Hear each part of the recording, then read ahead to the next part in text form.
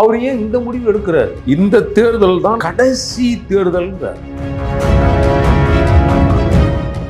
திட்டமிட்டு திமுக திருமாவளவனை பழி வாங்கி விட்டது. இரட்டை இலக்கம் கொடுக்க தகுதி வாய்ந்தவரை ஒற்றை இலக்கத்தில் முடக்கியது திருமாவளவன். இவர் வந்திருந்தாருன்னா அதிமுக கூட்டணியில பாமகவுக்கு நெருக்கம் அளவுக்கு இவருக்கு தொகுதி கொடுத்திருப்பாங்க.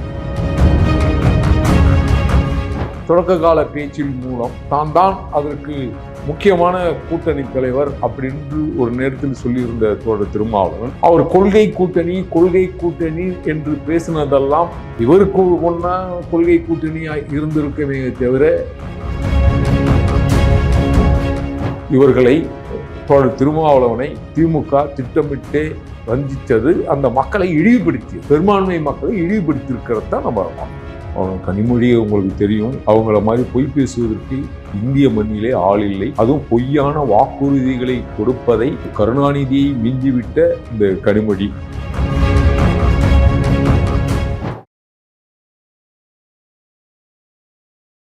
இளையபாரத நேயர்களுக்கு வணக்கம். இன்னைக்கு நம்ம நேர்களில் நம்ம சிறப்பு விருந்தினர் தமிழரசு சேனை கட்சி தலைவர் எரிமலை ராமச்சந்திரன் சார் அவர்கள் தான். சார் வணக்கம் சார். சார் வணக்கம் சார். சார் இப்போ பார்த்தோம்னா இப்போ திருமாவளவன் அவர்கள் அதாவது கட்சி வேட்பாளர் அறிவிக்கிறாரு. அறிவிக்கும் போது கூட ஒரு ஃபேஸ்புக்கில் பார்த்து நீங்களாம் தான் வேட்பாளர் அப்படின்னு அறிவிக்கிறாரு. ஒன்று. ரெண்டாவது என்ன அப்படின்னா, எம்பியா இருக்கக்கூடிய திருமாவளவன் எதற்காக தமிழ்நாடு பாலிடிக்ஸில் இப்போ எம்எல்ஏ ஆகும்னு நினச்சி இப்போ தொகுதியில் நிற்கிறார். தோழர் திருமாவளவன் இந்த நிலைப்பாட்டில் தப்பு செஞ்சிட்டாரு அப்படின்னு நான் கருதுறேன். ஏன்னா எம்பி பதவி என்பது ஒரு எம்எல்ஏவோட கூடுதலான ஒரு பொறுப்பு. என்ன பொறுப்பு அப்படின்னா, ஒரு சில இடங்களில் 5 சட்டமன்ற தொகுதிகளும் ஒரு சில இடங்களில் 6 சட்டமன்றங்களும் இருக்கும். அப்போ 6 சட்டமன்ற வேட்பாளருடைய பலம் ஒரு எம்பிக்கு இருக்கும். அதே போல இங்க தமிழ்நாட்டில் இருக்கிற விஷயங்களை தாண்டி இந்திய முழுக்க ஒரு செய்தியை, தமிழ்நாட்டில் நடக்கிற அவலங்களை, சிக்கல்களை பாராளுமன்றத்தில் இந்திய முழுக்க இருக்கிற அவர் பிரதமர் உள்பட அனைவரும் பார்க்கிற நிலையில் பேசுற வாய்ப்பு இருப்பதை வேண்டுமென்றே இவருக்கு வாக்களித்த அந்த மக்களை இப்படி ஒரு கேள்வி உட்படுத்துற நிலையா மாறியிருக்கு. அப்ப அங்க இருந்தா இங்க இந்த மக்களுடைய பிரச்சனைகளை பேசலாம். இங்க இருக்கிற முதல்வர் உட்பட அத்தனை பேரும் ஒரு எம்பி நாளைக்கு நம்மளுடைய, ஏன்னா இவர் சுயமான தலைவர், யாரும் இவரை கட்டுப்படுத்துறதுக்கு யாரும் கிடையாது, எந்த தலைவரும் கிடையாது, இவர் தான் தலைவர் இல்லையா? அப்போ சுயமா பேசுற ஒரு பிரதமருக்கு எதிராக பேசுற ஒரு நல்ல வாய்ப்பை தோழர் திருமாவளவன் கெடுத்து விட்டு 2 ஆண்டுகள் தான் இருக்கு இல்லைங்களா? 2 ஆண்டுகள் இருக்கு. ஒரு மனசு வச்சிருந்தா இதே காட்டு மன்னார் கோயில்ல ஒரு வேட்பாளரை நிறுத்தி அவர் 2 ஆண்டுகள் முடிந்த பிறகு கூட அவரை நீங்க ராஜினாமா பண்ண சொல்லிட்டு இவர் திரும்பவும் மறு தேர்தல் வைக்க வச்சு இவர் வரலாம். ஆனா அதை செய்யாமல் திட்டமிட்டே அந்த மாநில உறுப்பினர் பதவியை வீணடிக்கிறாரு. மீண்டும் மறு தேர்தல் 2 ஆண்டுகளுக்கு முன்ன ஒரு தேர்தல் உருவாக்குற சூழல் ஏன் இவர் ஏற்படுத்துகிறாரு அப்படின்ற கேள்வி நமக்கு இருக்கு. ஆக திட்டமிட்டே இவர் தமிழ்நாட்டு அரசியல் ஒரு ஏற்கனவே தமிழ்நாட்டு அரசியல் இருக்கிறாரு. இவர் சொன்னா ஏற்கனவே ஜெயிச்சு போற எம்எல்ஏக்கெல்லாம் இவர் சொல்ற பேச்சு கேட்காத போறது இல்லை. அப்போ நமக்கு என்ன தோணுது அப்படின்னா, கடந்த முறை வெற்றி பெற்ற எம்எல்ஏக்கள் எல்லாம் தோழர் திருமாவளவனுடைய பேச்சை கேட்கவில்லையோ என்கின்ற கேள்வியும் ஐயமும் எனக்கு. அதனால் நம்ம பேச்சுக்கு கட்டுப்படாத சட்டமன்ற உறுப்பினர்கள் இருந்திருக்கிறார்கள் என்ற பொருள் கொள்ளலாம்ல, நமக்கு தோணுதில்லை. இல்லைன்னா வர வேண்டிய அவசியம், அவங்கெல்லாம் ஒழுங்கா கேட்டிருந்தாங்கன்னா, ஏற்கனவே வெற்றி பெற்றவர்கள் அவங்கெல்லாம் இவர் பேச்சை கேட்டிருந்தாருன்னா, இவர் வாக்குக்கு கட்டுப்பட்டு இருந்தாங்கன்னா அவர் ஏன் இந்த முடிவு எடுக்கிறாரு? அதே போல இன்னொன்னும் சொல்றாரு, இந்த தேர்தல் தான் நான் தேர்வு செய்கிற கடைசி தேர்தல்ன்றார். வேட்பாளர் தேர்வு செய்வது இதுதான் கடைசி. என்ன அர்த்தத்தில் சொல்ல வர்றாரு சார்?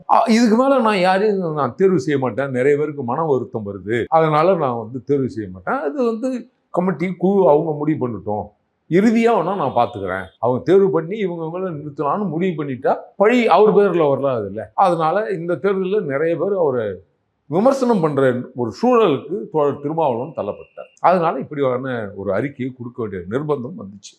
அது மட்டும் இல்லாத திட்டமிட்டே திமுக தோழர் திருமாவளவனை பழி வாங்கி விட்டது. இரட்டை இலக்கம் கொடுக்க தகுதி வாய்ந்த ஒரு கட்சியை ஒற்றை இலக்கத்தில் முடக்கியது திமுக. அது உண்மையிலேயே என் போன்றவங்க இது எப்படி பார்க்குறோம்னா, ஒரு நம்ப வச்சு கழுத்தறுக்கிற அந்த செயல் திமுகவுக்கு எப்பயுமே உண்டு. தோழர் திருமாவளவனுக்கு இது எப்படி புரியாமல் போனது, முனைவருக்கு எப்படி புரியாமல் போனது, எழுச்சி தமிழருக்கு எப்படி விளங்காம போனது அப்படின்ற மாதிரி நான் இதை பார்க்கிறேன். பட் இருந்தாலுமே வந்து நேற்று வரைக்குமே வந்து திமுகவை கடுமையாக விமர்சிக்கப்பட்ட பிரேமலதா விஜயகாந்த் அவர்களுக்கு 10 சீட்டு கொடுக்கப்படுது. ஆரம்பத்திலேருந்து திமுகவுக்கு வந்து இரட்டை குழல் என்றால் 3வது குழலாக இந்த திருமாவளவன் இருப்பார் அப்படின்று திமுக எவ்வளோ விஷயங்கள் பண்ண திருமாவளவனுக்கு 8 சீட்டு தான் கொடுக்கப்படுது சார். அப்படி ஒரு பக்கம் இருந்தாலும் கூட சரி ஓகே அவங்க புதுசாக வந்திருக்காங்கன்னு கொடுத்தாலுமே திருமாவளவனுடைய ஓட்டு வங்கியோட தேமுதிக ஓட்டு வங்கி அதிகமாக இருக்கா என்ன தமிழ்நாட்டில்? சார் அவங்களுடைய ஓட்டு வங்கியே கிட்டத்தட்ட 0.5% தான். 0.5 கம்மி, 0.4 இல்லை 4 தான், 5 கூட இல்லை, 4 தான் அவங்களுக்கு கொடுக்கப்படுதுன்னா அவங்க பேசுறதுக்கு அந்த அம்மாவனுடைய சமுதாயத்தில் இருக்கிறவங்க நிறைய பேர் இருக்காங்க. அதனால அவரு ஒரு சமயம் மொழியின் அடிப்படையில் கூட கொடுத்துருக்கலாம், நமக்கு அது தெரியாது இல்லை. இந்த விகிதாச்சார அடிப்படையில் கொடுக்க முடியலனாலும் மொழியின் அடிப்படையில் கூட பிரேமலதா விஜயகாந்துக்கு கொடுத்துருக்கலாம். அதனால தான் அவங்க திருப்பதி போய் யுகாதிக்கு போய் சிறப்பாக கொண்டாடிட்டு வந்தான்னு கூட நம்ம எடுத்துக்கலாம். உங்களுக்கே தெரியும், கடந்த கூட்டணி அமைப்பதற்கு முன் உங்களுக்கு ஒரு காணொளி காட்டுறேன் பாருங்க. நிச்சயமாக புரட்சி தமிழர் அண்ணன் எடப்பாடியார் வெற்றி பெறுவார் என்று பேசியதையும், அதே போல திமுக ஆட்சியில் போதைப் பொருள் பெருக்கம் நடமாட்டம் இருப்பதையும், கொலைகள் அதிகரித்திருப்பதையும், பெண்கள் பாதுகாப்பு இல்லாமல் வன்புணர்வுகள் அதிகரித்து இருப்பதாகவும் திருமதி பிரேமலதா விஜயகாந்த் சொல்றாங்க. நிச்சயமே கேளுங்க, அவங்க வாக்கு உண்மையிலே பலிக்கும். நான் நம்புறேன். அதிகமாக 2026 புரட்சி தமிழர் அண்ணன் எடப்பாடியார் வெற்றி பெறுவார் என்று தேமுதிகவினுடைய பொதுச் செயலாளர் பேசியிருக்கிறார். அவர் வாக்கு பலிக்க நானும் ஆசைப்படுகிறேன், விரும்புகிறேன். அவருடைய சொல் பலிக்கட்டும் அப்படின்ற மாதிரி நான் பார்க்குறேன். பட் திருமாவளவனுக்கு ஏன் சார் இந்த மாதிரி ஓரம் கட்டப்படுறாரு? அதெல்லாம் ஏன் இன்ன வரைக்குமே திமுக கூட்டணியிலே நீடிக்கும்னு நினைக்கிறாரு? அதுதாங்க தோழர் வேல்முருகன் போல இவர் வெளியே வந்திருக்கணும் அப்படிதான் நான் நினைச்சேன். இப்படியும் வந்துருவாரு. அதிமுக கூட்டணியிலெல்லாம் தோழர் திருமாவளவனை உண்மையிலேயே இவர் வந்திருந்தாருன்னா அதிமுக கூட்டணியில பாமகவுக்கு நெருக்கம் அளவுக்கு இவருக்கு தொகுதி கொடுத்துருப்பாங்க. ஏன்னா வட மாவட்டத்தில் இது ஓட்டு சதவீதத்தை நிரூபிக்கணும்ன்றது அவசியம் இல்லை. வட மாவட்டத்தில் தோழர் திருமாவளவன் 1000 தான் நான் பொது தலைவர்னு சொல்லி கொண்டாலும், திரு அன்புமணி 1000 தான் நான் பொது தலைவர்னு சொல்லப்பட்டாலும், இவர்கள் இருவருமே இங்க தமிழகத்தில் இருக்கிற தலைவர்களும் மக்களும் சமுதாய தலைவரா, சமுதாயத்தை பின்புலம் இருக்கிற தலைவரா அவர்கள் பார்க்கிறார்கள். ஆக கிட்டத்தட்ட சரி நிகரா இருக்கிற, பாமகவை விட கூடுதலா இருக்கிற முதுகுடி தமிழர்களை, தன் பிறந்த சாதி இருக்கிற அந்த மக்கள் தொகையை சரிநிகரா கணக்கில் எடுக்கிற மனப்பான்மை புரட்சி தமிழர் அண்ணன் எடப்பாடியாருக்கு இருந்தது. இவர் வந்திருந்தார்னா நிச்சயமாக இந்த தொகுதிகள் அதிகமாக வழங்கப்பட்டிருக்கும். இவர் ஏனோ தெரியவில்லை, திமுகவை தாங்கி பிடிப்பதே வேலை என்பது போல எப்படிப்பட்டாவது திமுகவை காக்கிற கடமை அவருக்கு இருப்பதை போலவும், அல்லது திமுகவை தன்னை விட்டா யாரும் இல்லை என்கின்ற தொடக்க கால பேச்சில் மூலம் தான் அதற்கு முக்கியமான கூட்டணி தலைவர் அப்படின்னு ஒரு நேரத்தில் சொல்லியிருந்த தோழர் திருமாவளவன், அவர் கொள்கை கூட்டணி என்று பேசினதெல்லாம் இவருக்கு ஒன்னா கொள்கை கூட்டணியா இருந்திருக்கவே தவிர, திராவிட முன்னேற்ற கழகத்துக்கு கொள்கை கூட்டணி இல்லை. ஒன்று பொருளாதார ரீதியான கூட்டணி அல்லது மொழியின் அடிப்படையிலான கூட்டணி. அதனால்தான் திரு வைகோ அவர்களுக்கும் திருமதி பிரேமலதா அவர்களுக்கும் சத்தம் இல்லாமல், யாரையும் அழவிடாமல், யாரையும் உள்ளுக்குள் அழுது கொண்டு வெளியில் சிரிக்கிற அந்த மனநிலை இல்லாமல் சத்தம் கட்டாத அவர்களுக்கு தொகுதி பங்கீடு முடிந்திருக்கிறது என்று சொன்னால், இவர்களை தோழர் திருமாவளவனை திமுக திட்டமிட்டே வஞ்சித்தது, அந்த மக்களை இழிவுபடுத்தியது, பெரும்பான்மை மக்களை இழிவுபடுத்தியிருக்கிறத தான் நம்ம பார்க்கணும். சார் அதே மாதிரி இப்போ கனிமொழி அவர்கள்ட்ட கேள்வி எழுப்பப்படுது, மேடம் போன வருஷத்தில் கூடிய வாக்குறுதிகளை நிறைவேற்றிட்டீங்களா அப்படின்ட்டு. 520 வாக்குறுதியில் 400க்கு மேலே நாங்கள் நிறைவேற்றிட்டோம். இருந்தாலுமே சில வாக்குறுதிகள் நிறைவேற்றது காரணம் என்ன பார்த்தீங்கன்னா, நாங்கள் சென்ட்ரல் கவர்மெண்ட்டுடைய பர்மிஷனால தான் எங்களால் அது வாக்குறுதியை நிறைவேற்ற முடியும் அப்படின்ட்டு. 400 வாக்குறுதி நிறைவேற்றதான் சொல்றாங்களா? அந்த அளவுக்கு நிறைவேற்றி விட்டார்களா? இல்லை, இது அவங்க கனிமொழி உங்களுக்கு தெரியும், அவங்கள மாதிரி பொய் பேசுவதற்கு இந்திய மண்ணிலே ஆள் இல்லை. அதுவும் பொய்யான வாக்குறுதிகளை கொடுப்பதை திரு கருணாநிதியை மிஞ்சிவிட்ட இந்த கனிமொழி அப்படின்னு தான் எடுத்துக்கணும். ஒன்று பாருங்க, ஒரு மத்திய அரசு மனது வைத்தால்தான், மத்திய அரசின் ஒப்புதல் இருந்தால்தான் சில வாக்குறுதிகள் முடிக்க முடியும் அப்படின்னு இந்த தேர்தல் வாக்குறுதிகளை தயாரிக்கிற குழுவுக்கு தெரியுமா தெரியாதா? அப்போ தன்னால் இது செயல்படுத்த முடியாது என்று தெரிந்தும் ஒரு வாக்குறுதி கொடுக்கிறார்கள் என்று சொன்னால் அது தமிழக மக்களை திட்டமிட்டே நயவஞ்சகத்தோடு ஆசை வார்த்தை காட்டி இவர்கள் மக்களுடைய வாக்கை பெற்று ஒரு கேடான ஆட்சியை தமிழகத்தில் நடத்தியிருக்கிறார்கள் என்பதே மத்திய அரசினுடைய பங்கு இருந்தால்தான் செயல்படுத்த முடியும் என்பதே தெரியாத தற்குறிகளாக அந்த வாக்குறுதி குழு இருந்திருக்கிறது என்பதை நம்ம அப்படிதான் பார்க்கணும். அவங்களுக்கு ஒன்றும் விவரம் பத்தலை அப்படின்னு தான் பார்க்கணும். பட் இந்த எடப்பாடி பழனிசாமி அவரோட இப்போ பிரச்சாரத்தை முன்னாடி ஆரம்பிச்சிருக்காரு. அங்கே வந்து இப்போ விஜய் அவர்களுமே விமர்சனம் பண்ண ஆரம்பிச்சிட்டாரு. ஏன்னா அவர் வந்து கட்சியாக கூட கிடையாது, அதை கட்சின்ற சென்ஸ் ஆளுங்கட்சியாக கூட கிடையாது. பட் இருந்தாலுமே அவருமே எதிர்க்கிறதுக்கு காரணம் என்ன? எடப்பாடி பழனிசாமி அவர்கள் திரு விஜய் அவர்கள் உண்மையிலேயே ஒரு அரசியல் நடத்துவதற்கான சித்தாந்தம் அவருக்கு என்ன இருக்கு அப்படி என்பதை பொது வெளியில் திரு விஜய் அவர்கள் பேச வேண்டும். ஒன்று, ஒரு திரைப்பட மோகத்தில், திரைப்பட கவர்ச்சியில் பார்க்க வருபவர்கள் எல்லாம் நமக்கு வாக்களித்து விடுவார்கள் என்கின்ற நிலையில் திரு விஜய் அவர்கள் சாதி வெறி, மதவெறி பிடித்தவர்களுக்கெல்லாம் இந்த தேர்தலில் வேட்பாளராக நிறுத்தியிருக்கிறார். நான் கூட ஒரு காணொலியை பார்த்தேன். அந்த காணொலியில் பேசியவர், எனக்கு கட்சியை விட சாதிதான் முக்கியம் என்று ஒரு வேட்பாளர் ஏற்கனவே பேசியிருக்கிறார். அதே போல புதுச்சேரியில் பாஜகவை சேர்ந்த பலருக்கு தேர்தலில் நிற்பதற்கு திரு விஜய் அவர்களால் வாய்ப்பு வழங்கப்பட்டிருக்கிறது. அப்படி என்றால் ஒன்று இரண்டு நிலைதான். ஒன்று, இவர்களுக்கு தாவேகாவுக்கு வேட்பாளர் கிடைக்காமல் போயிருக்கும். கிடைத்தவர்கள் நல்லவர்களா கெட்டவர்களா என்று ஆய்வு செய்வதற்கு இவர்களுக்கு குழு இல்லை. அதுபோல் திறன் இல்லை. திறன் அற்றவர்களை எல்லாம் உடன் வைத்துக்கொண்டு ஒரு மாயை உலகத்தில் இவர்கள் வாழ்ந்து கொண்டிருக்கிறார்கள், இங்கு செயல்படுத்தி கொண்டிருக்கிறார்கள். பார்க்க வருபவர்கள் எல்லாம் அத்தனை பேரும் வாக்களிக்க மாட்டார்கள் என்பது அதிமுகவுக்கு பிஜேபிக்கும் நன்கு தெரியும். அவ்வளவுதான். அவர்கள் நாம் எந்த காலத்திலும் கொள்கை இல்லாத கட்சியை நாம் பழைய மாதிரி நம்பிட முடியாது. இப்ப இருக்கிற இளைஞர்களும் அனைவர் கையிலும் உலகம் கையில் இருக்கு. எல்லா செய்தியும் மக்கள் பரவலாக பேசும் பொருளாக மாற்றுகிற நிலை இருக்கு. ஒரு காலத்தில் நூல்களையும் செய்தித்தாள்களையும் வார இதழ்களை படித்துவிட்டு தான் அரசியல் பேசிய காலம் போய் இன்றைக்கு பொது வெளியில் ஒரு அறியாத குழந்தைகள்கிட்ட கூட அரசியல் கேட்டால் பேசுகிற நிலையில் இருக்கு. அதனால் திரைப்பட கவர்ச்சி இந்த தேர்தலில் எடுபடாது என்பதுதான் நிதர்சனமான உண்மை. அவர்களை பற்றி பேசுவதற்கு ஒன்றுமில்லை.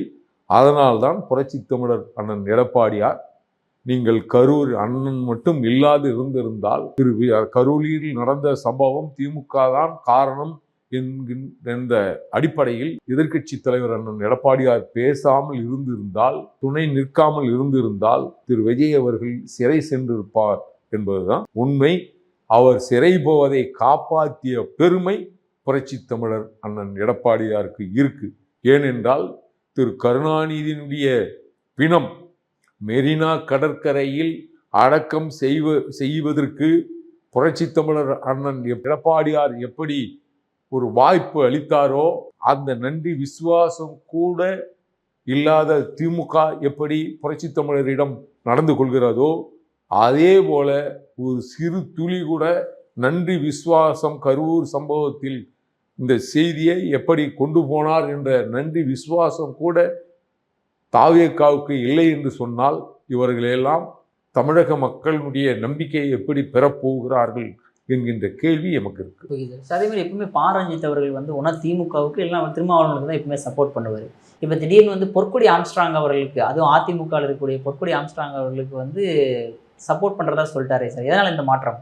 இல்லை, மாற்றம் என்பது ஒரு மிகப்பெரிய இழப்பு.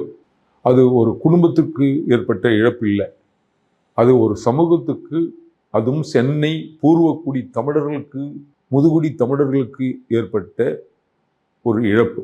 அந்த இழப்பை நியாயமான முறையில் விசாரணை செய்யாமல் சிபிஐ விசாரணை வேண்டும் என்று திருமதி பொற்கொடி ஆம்ஸ்ட்ராங் போன்றவர்களெல்லாம் குரல் எழுப்பியும் கூட இந்த அரசு அந்த மேல்முறையீடு நீதிமன்றத்தில் போய் மேல்முறையீடு செய்து சிபிஐ விசாரணை கொடுக்கக்கூடாது என்று திட்டமிட்டு மறுத்ததனுடைய உள்நோக்கம் என்ன என்பதை திருமதி பொற்கொடி ஆம்ஸ்ட்ராங் அவர்கள் வெற்றி பெற்ற பிறகு, நீதி நிலைநாட்டிய பிறகு, இங்கு இதில் யாரெல்லாம் சம்பந்தப்பட்டிருக்கிறார்கள் என்கின்ற அப்பட்டமான உண்மை சட்டமன்றத்திலேயே பேசுகிற ஒரு நிலை வரும்.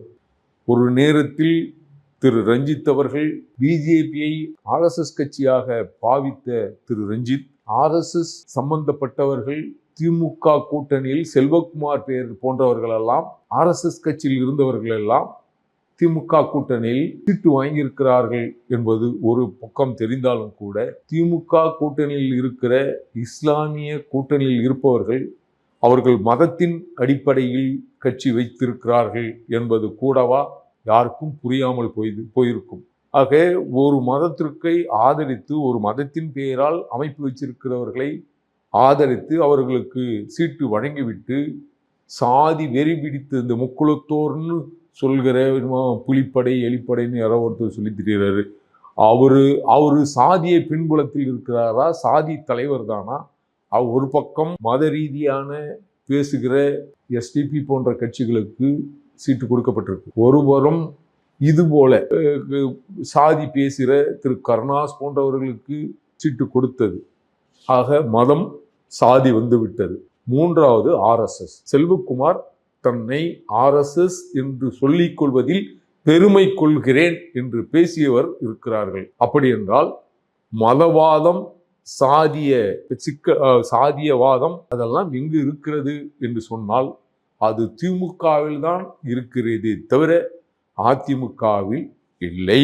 அதை புரிந்து கொண்ட திரு ரஞ்சித் அவர்கள் நியாயம் கிடைக்க வேண்டும் என்பதற்காக கண்ணகிக்கு நியாயம் கேட்டு போராடிய கண்ணகியே தமிழ் மண்ணில் நியாயம் கேட்டு போராடியது போல் திருமதி பொற்கொடி ஆம்ஸ்ட்ராங் அவர்கள் இந்த சட்டமன்ற தேர்தலில் பெருவாரியான வாக்கு பெற்று இந்த வெற்றி பெற்று சட்டமன்றத்தினுடைய குரலாக, பட்டியல் சமூக குரலாக அங்க ஒலிப்பார்கள் என்பதில் எந்தவித ஐயமும் இல்லை. நானும் அதிமுக கூட்டணியில் இருக்கிற நானும் தமிழர் சேனை கட்சியும் அருமை சகோதரி பொற்கொடி ஆம்ஸ்ட்ராங் அவர்களுக்கு எமது ஆதரவையும் வெற்றி பெற வாழ்த்துகளையும், உங்களோடு துணை நிற்பதற்கு தமிழர் சேனை கட்சி தயாராக இருக்கிறது என்கின்ற வாக்குறுதியும் இந்த நேரத்தில் பதிவு செய்கிறேன். சார், உங்கள் அற்புதமான கருத்தில் இளையபிராடம் பார்த்ததற்கு மிக்க நன்றி சார்.